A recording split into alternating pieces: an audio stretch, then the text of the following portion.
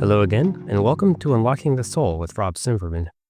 So I recently learned about Galactic Akashic Records Reading, or GARR, G-A-R-R. So of course I had to have one for myself. And what I learned blew my mind. So please like and subscribe before we get started to show your support, and we'll jump right in. Two of my friends introduced me to Dr. Ilknur Tulunay from Australia. So I reached out and had a virtual session with her over Zoom a few days ago. Now this white light beam from the center of Earth, through your heart chakra to the divine point, is getting enlarged and large and large, getting full of your body within. From what I can tell, the main difference between a GARR and a quote-unquote normal Akashic reading is GARR's focus on our heritage among the various planetary systems and species that played pivotal roles in the founding and management of humanity on Earth, including Lyra, Vega, reptilians, Pleiadians, Orions, Andromedans, Antares, and more. I never thought much about these supposedly mythical people, but I was open-minded and found out. The Akashic Records, also known as the Book of Life, are understood as a metaphysical compendium of all knowledge and experience across the universe. They are thought to contain every thought, word, and action of every individual throughout time. The concept originates from the Sanskrit word akasha, which means ether or sky, suggesting these records exist in a non-physical plane. In many spiritual traditions, the Akashic Records are accessed by advanced practitioners for guidance, healing, and understanding one's soul's purpose. Some compare them to a cosmic library, where each soul has its own book that can be read for insights into past lives, present situations, and potential future outcomes. Ilknur explained to me that unlike a psychic reading, she channels the higher guides of her clients. There's a role of the person who channels, but it's more like the ability of perceiving. Most of the messages she gets are telepathic. Knowingness appears to her with a visual component.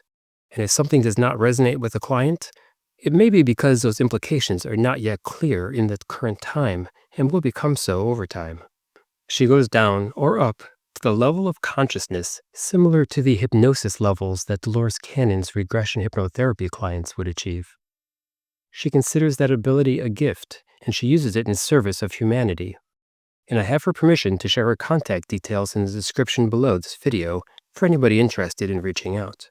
In my session, we started with several visualization exercises to establish an energetic connection between ourselves and with the central point of the galaxy or universe. And Ilknur explained to me that the angelic beings that are my guides opened the Akashic Records and wanted to talk about my abilities. My first civilization in this galaxy was Vega. She explained that while Lyra was the masculine energy based on God consciousness, Vega was the feminine energy based on God consciousness. Having Vega consciousness from that humanoid civilization makes me relatively spiritual. It's a blue-skinned humanoid civilization, an environment that's warmer than Earth, where they do like shamanic journeys, dancing around fires, and can shift their consciousness between the spiritual side and the physical side. She says my guides say I have the ability to do this very easily, but I haven't been practicing this so much. To practice, I need to look within myself, to find that place and activate it.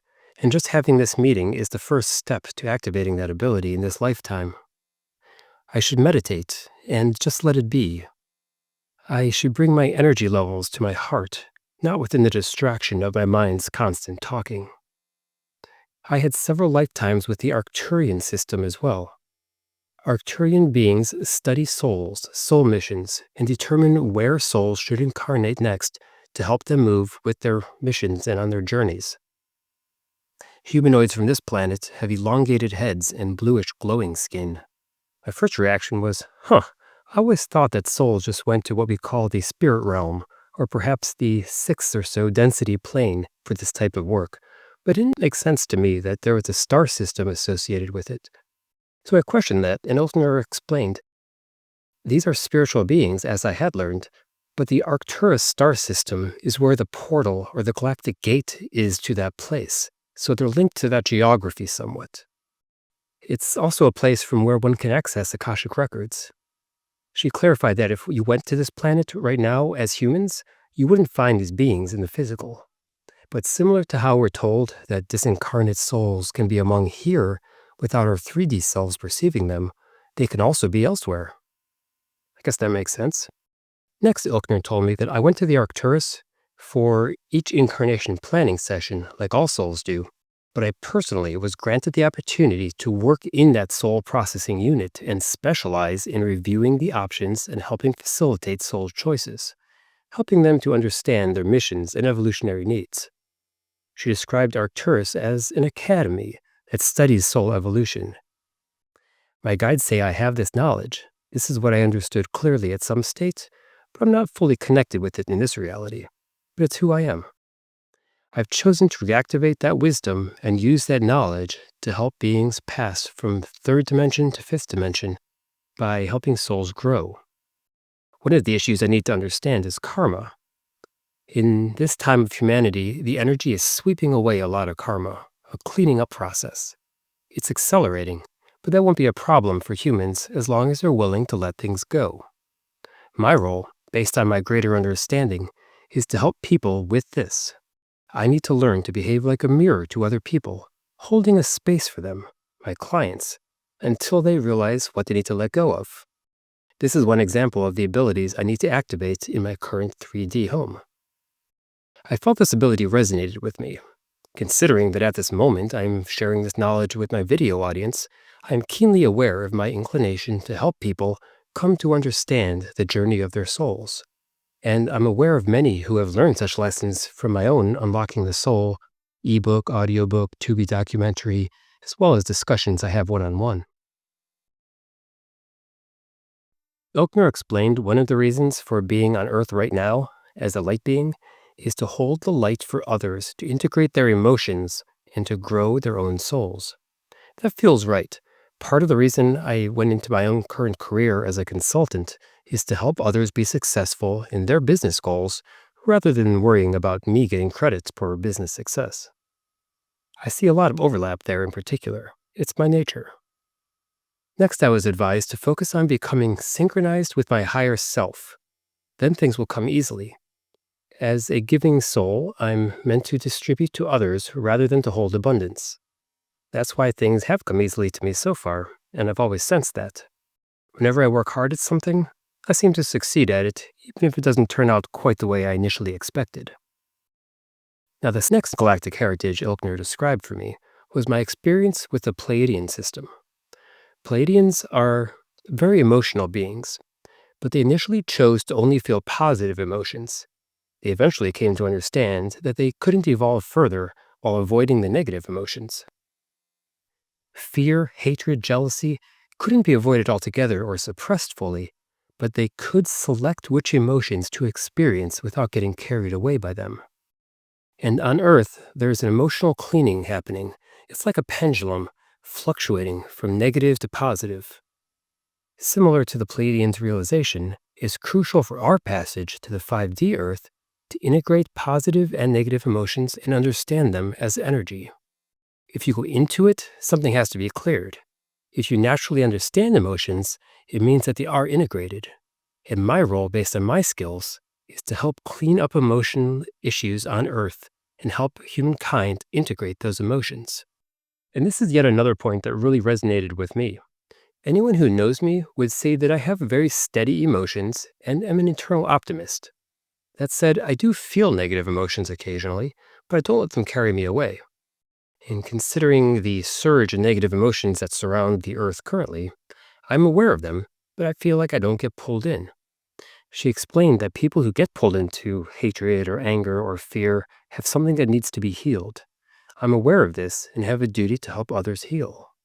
I then asked whether my current health issues would have anything to do with negative emotions that I have repressed. She explained that souls have two options. As a soul, we have the choice to either deal with illnesses, number one, by healing them step by step in association with other individuals who enter our lives through healing together, or number two, to decide that we don't want the ailment anymore and simply remove it. Just let it go. So my plan previously may have been to overcome repressed emotions along with others over time but we can change that plan now because we have the power to do so. I was skeptical and thought, should I really be changing my higher self's plan now while I'm down here incarnated among the temporary amnesia of the earth? But she explained that by connecting with my higher self, which is part of me, we can change that plan. And I came up with an example. Perhaps I developed sleep apnea recently. As a result, joined online communities and helped others and supported them as they dealt with their own emotions. And that experience would not have been possible if I simply let that ailment go immediately. The approach is simply to let it go, and the only barrier is a lack of true belief that I have the power to do so. That comes from the misconception that there are others or another higher power that prevents me from making these decisions, but that's just not true. And at this point, I was told a group of Arcturians, a group of Vegans, and a group of Pleiadians each took turns giving me downloads via my crown chakra at the top of my head. And then as a group, the guides offered to scan the health of my body, which I gave my permission for. They started with my feet, and here are some of the things they noted. That my right foot, near the ankle, has inflammation. I didn't recognize that. It's nothing that I've ever noticed. Next, they said that I need magnesium and that my muscles are not relaxed. I need to stretch out more. In fact, I had just taken karate class that day as well as a previous time that week, and I used the elliptical machine at the gym about once a week, as well as other exercises. I go jogging, so I wasn't quite sure how much more I could do for my hips and flexibility, but I couldn't disagree that I'm not the most flexible person and never have been, so fine. Next, she said my organs work well, but my liver could benefit from detoxification. Can't disagree with that, makes sense. That my stomach is sensitive, and it's due to getting non-processed emotions from other people around me. So I need to protect myself when I am with others by constructing a pillar of white light around me. And I do have acid reflux issues with my stomach, so there could be something to that.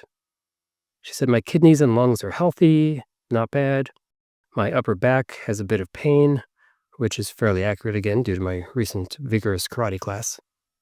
And she discussed my heart chakra, which is very important for containing unconditional love for the soul growth. Our duty as a soul and as a healer is to open our hearts even for negative emotions.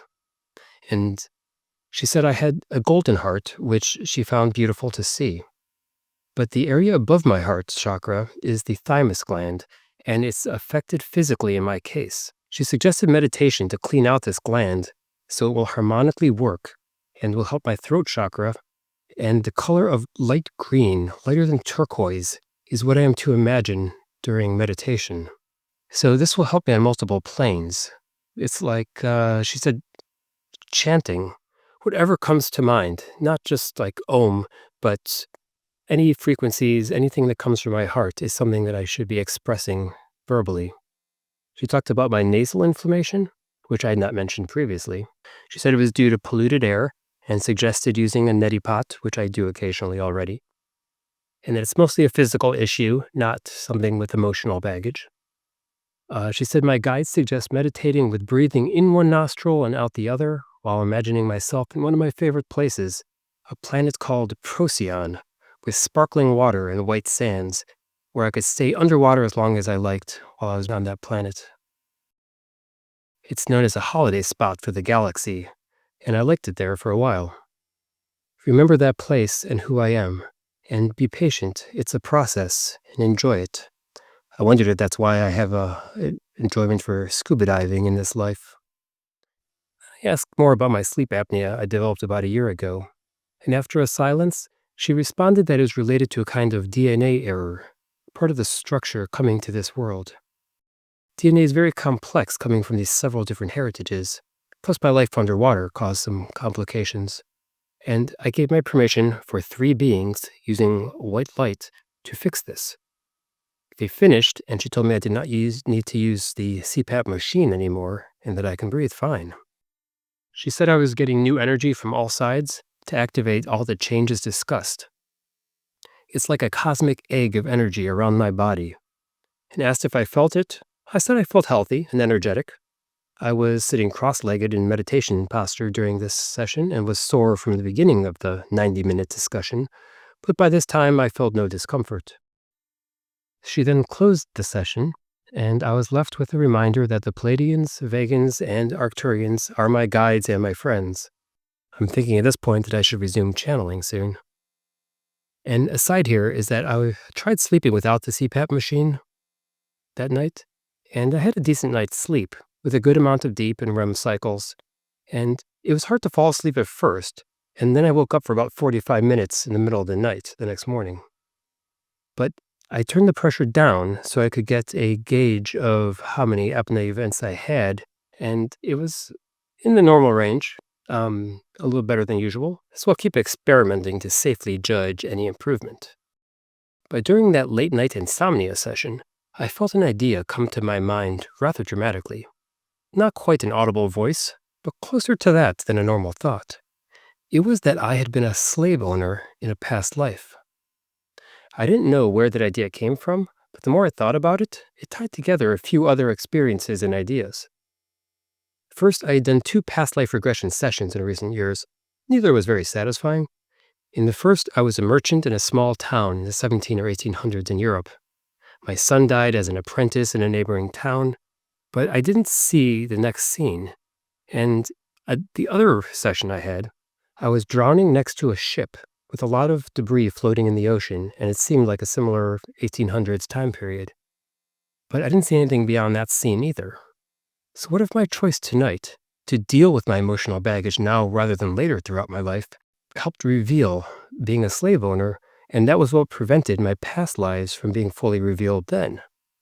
That what if after my son died in that first session, that I had closed up shop and moved to the new world, and being a merchant got into the slave trade, and then to repay that karma had a subsequent life where I was a slave, and like many others at that time, perhaps got thrown overboard and was still shackled around the neck, which explains my memory of drowning there, as well as some of the issues I have with my throat and swallowing in this life and breathing in this life. So those are just theories, but it does connect a lot of dots. And it did come to me rather dramatically when I expected it to. But it was great that revelation came out so quickly. This is a time for cleaning. Depending on our paths, the energies on Earth allow souls to release their karma without getting deeply into the past life details. Once the soul is aware of what was meant to be learned, the soul may choose then to let it go. So that's where we left it. In conclusion, much more felt right than wrong. And I have some useful plans to get on my own path. To meditate, to activate my ability to shift between the physical and the spiritual, to act as a mirror, to help other people understand their missions and their soul's evolutionary needs, to help others heal from difficult emotions by being a good example and being calming or positive as an example for them, to connect with my higher self through meditation and channeling and decide on any changes to my optimal course and ideal experiences. And then hip stretches, magnesium supplements, constructing a pillar of white light around me when interacting with others, visualizing light green between my heart and throat chakras, and verbalizing sounds that come from my heart, and to let go of other ailments. So if you're interested in learning more about this perspective, and even getting trained in reading Akashic Records and revealing galactic heritages, I can point you first to the site and the trainings of Debbie Solaris. It's debbiesolaris.com, and I'll put her link down below. And she has a lot of videos and information on her websites. And you can, of course, reach out to Ilknur Tulunay, and I'll give her name down below, and you can connect on Facebook with her if you'd like. And as always, please like and subscribe to show your support, and pass this video on to anybody else who would benefit from what you learned here today. Thank you, my friends.